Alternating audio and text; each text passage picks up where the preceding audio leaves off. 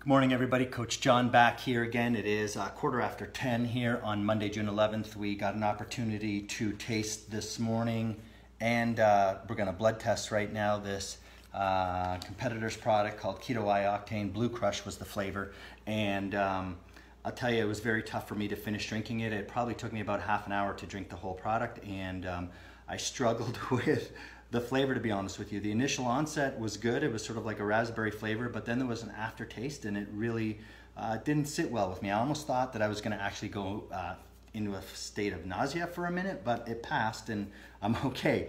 But anyways, definitely not as good a quality as far as digestibility, probably satiating your flavor. Yeah, it didn't seem that palatable to me. So we are using a Freestyle Precision Neo blood ketone meter. We tested pre-hand. It's always good to test before, just to make sure that there is no unknown variables, meaning a high elevation of ketones going into the test. So, which was good. I think I was at 0.1.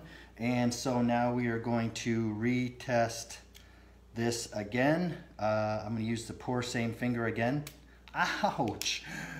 That time it really stung. This morning it didn't.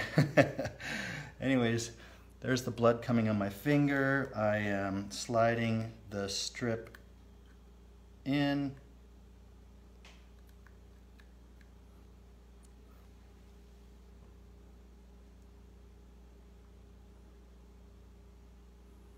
We got enough blood, which is good.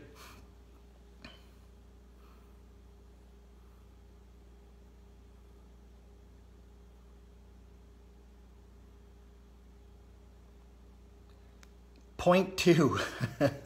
So anyways, we tested first this morning. We had, I think it was 0.1. I'm going to double check it. And anyways, this is 0.2. We know that we need 0.5 millimole moving forward in order to get our brain to actually use ketone bodies in our blood. So this is 0.2, very similar in regards to results from other brand companies that I've tested before. I've tested 4 other, this is the 5th now, in regards to actual elevation of ketones. So when it comes down to suggesting last night when I queued this up that labels matter, they definitely do, right? And so what's on the outside of the packaging usually will give you a hint of whether or not the product has some, number one, legitimacy to it, but as well, testing it via blood is the only way to do so, right? To prove it for sure. Tomorrow morning, we are going to test the Key Limeade by Prove It. It's one of the Max products, brand new flavor. And I've tested other Max products, but it doesn't hurt to test a new flavor just to make sure that the formula is consistent throughout the product brand, right? So watch for that tomorrow morning. Thank you guys for joining in, and I'm posting this right away here at 10:20 on my, just below my initial post, which was set this morning at 8 a.m. on my initial blood test. Thank you very much. Have a great morning.